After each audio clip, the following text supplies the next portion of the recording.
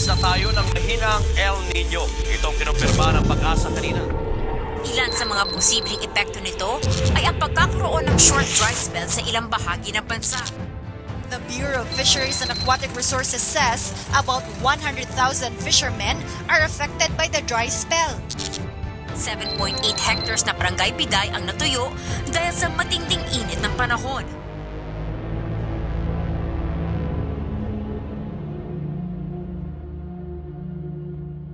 Ang El Nino ay isang natural na pangyayari na nagaganap sa ating mga karagatan.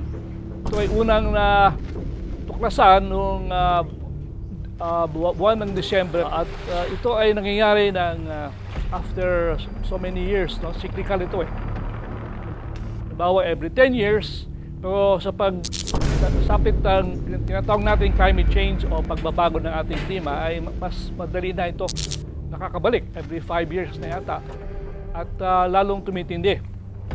Ang effect nito ay ang pagkakulang ng ating ulan.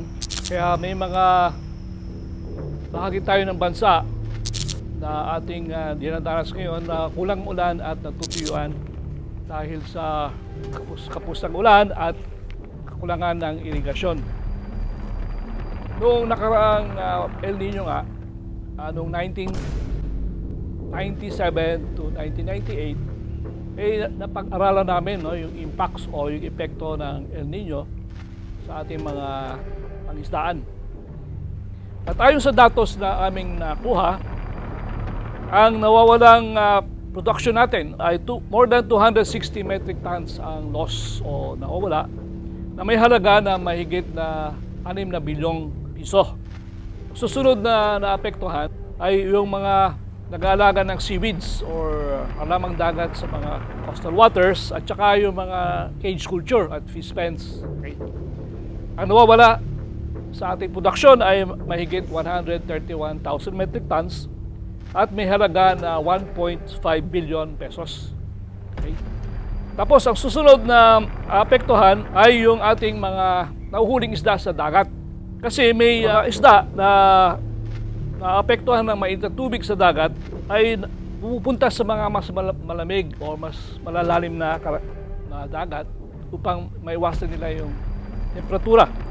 Kaya yung mga isda natin na hindi kaya pumunta sa mas malalim na tubig, mga small fisher folk, mga babangka at maliit na motor, ay nawawalan ng huli. Tapos yung least na affected ay yung inland waters natin, yung mga isda sa ilog tsaka sa mga lawa. Hindi masyado kasi una, konti na lang isda natin dun eh. Pangalawa, ganoon din kamukha sa dagat, sa malalalim na tubig sila. So ang tatamaan lang na matindi ay yung mga nasa fish ponds, sa mga cages, sa fish pens at saka yung mga seaweeds natin na nakabitin dun sa mas mababaw na tubig na madaling mainitan. Ngayong taon, inaasahang mahigit sa 100,000 munisipal na mangingisda ang maaapektuhan ng El Nino. Magdadala ito ng pagbaba ng 20% o 447 metric tons sa komersyal na pangisdaan at 23% o 279 metric tons sa munisipal na pangisdaan.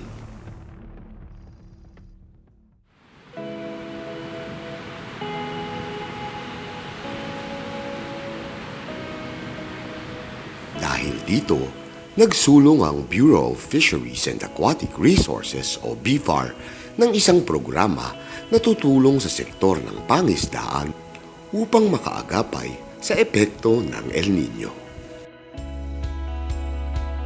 Layunin ng programang ito na pasiglahin ang ating mga yamang dagat, pangalagaan ng mga ito sa pamamagitan ng pinaigting na pagbabantay at magpalaganap ng mga dagdag hanap buhay na makakalikasan at pangmatagalan. Unang-una, tulad nga, siyempre bababa yung huli na in shallow coastal area. So, kailangan po tayong pumunta sa mas malayo at mas malalim na lugar para mangisda. And ano po yung programa ng BFAR po dito? Tayo po ay nagbibigay ng pwedeng gamitin ng mga mangingisda para mga pangisda doon sa mas malayo tulad ng payaw. We give them payaw and ilagay po natin sa mas malalim na lugar at doon sila mangisda. Doon pumupunta po kasi yung ating small pelagic sa mas malalim. Pangalawa, kailangan din tayong gumamit ng pangisda na tama. Sabi ko nga sa inyo, dumadami yung ating sardinas, like sardinas during El Niño years. So, gumamit tayo ng fishing gear na naangkop during the El Niño years. For example, anong panghuli natin ng sardines? Pwede natin gamitin siya ng drift gill net rather than mag-concentrate yung mga fishermen sa shallow na panghuli sa pang-ilalim na isda. Gamit sila ng drift gill net na panghuli ng sardines or matambaka. Pinopromote din natin yung paggamit ng small bag net, yung bag net na ginagamitan ng bangka para panghuli ng dilis and sardines. Bukod rito, tuloy-tuloy rin ang pamamahagi ng dagdag kabuhayan sa ilalim ng Philippine National Aqua Silviculture Program. Tuloy-tuloy rin ang pagpapalaganap at pagpapataas ng kaalaman ng mga mangingisda sa mga bagong teknolohiyang maaari nilang gamitin bilang mga dagdag na pagkakakitaan. Pinagyayaman din ng BFAR ang ating mga communal waters sa pamamagitan ng iba't ibang stock enhancement programs at sa pagtatatag ng mga marine sanctuaries upang mapagyaman ang ating mga karagatan, ilog at lawa. Pinaigiting din ang pagbabantay laban sa mga illegal, unreported and unregulated fishing at ang pagpapatupad ng mga closed seasons upang masiguro ang patuloy na pagyabong ng ating mga karagatan.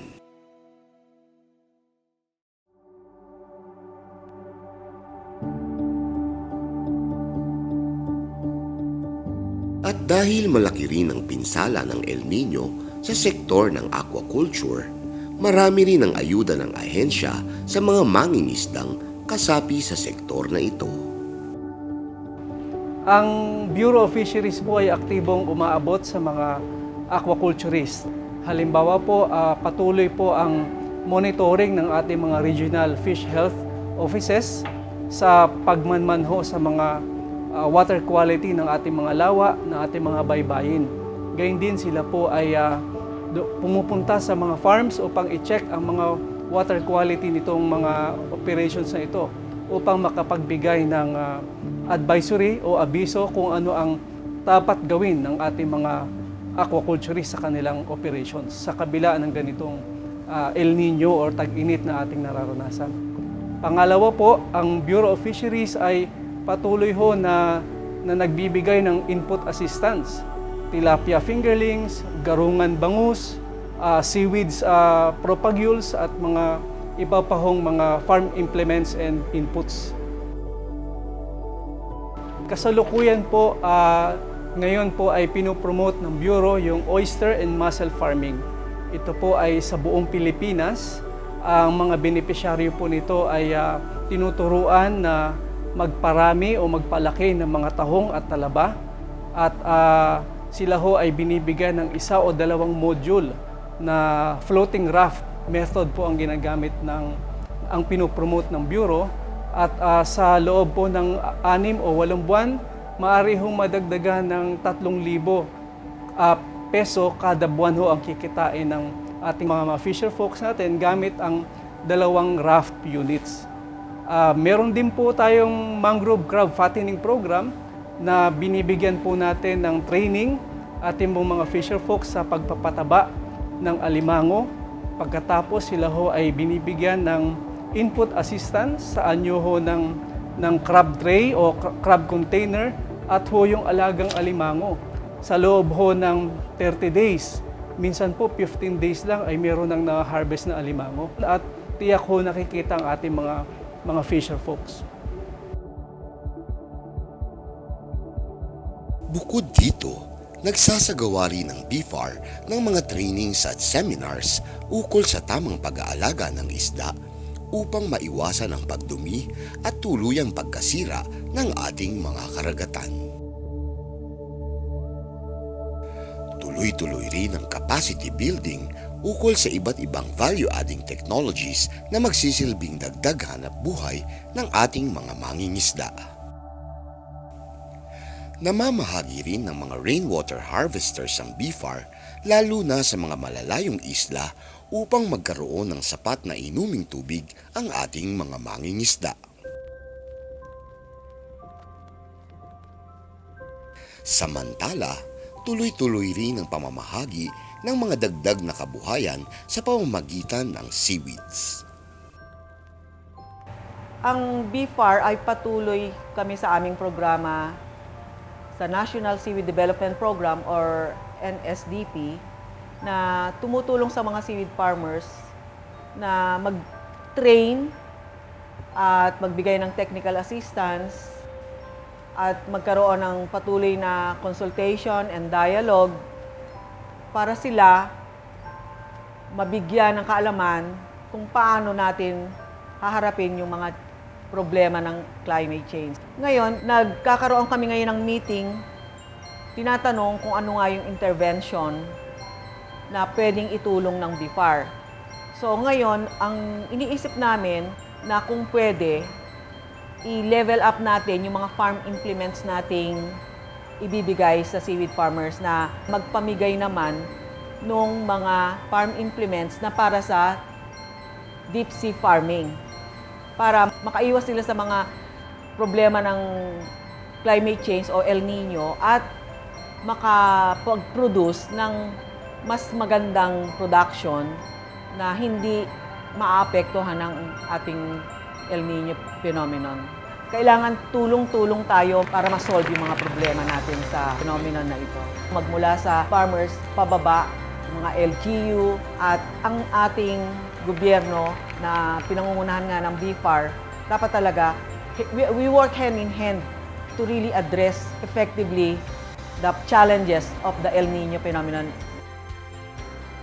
Pag kasi environment na yung ating pinag-uusapan, talaga sa una talaga, kailangan nating samahan ng malakas na panalangin. No? Kasi hindi talaga natin alam kung ano yung extent talaga na mangyayari. Nobody knows. In fact, bago tayo ngayon sa El Nino. Bakit? Kasi malakas ngayon, no? Pinakamalakas. Hindi natin exactly alam kung ano mangyayari. So that's one panalangin. Pero of course, aside from that, kailangan mag-prepare din. No? There's nothing beats preparation. Prepared sila kung ano yung pwede nilang gawin, no? Or ano yung pwede nilang planuhin because of that. May suporta naman yung gobyerno, yung Department of Agriculture, marami namang binibigay dyan. Yung Bureau of Fisheries, meron din, ano? Kaya lang, to me, prayers and preparation by way of being aware of what's happening so that you can plan properly what to do. Alam mo, yung mga fisher folk naman, ano yan eh, mga Pilipino, resilient yan. Makakagawa at makakawa ng paraan.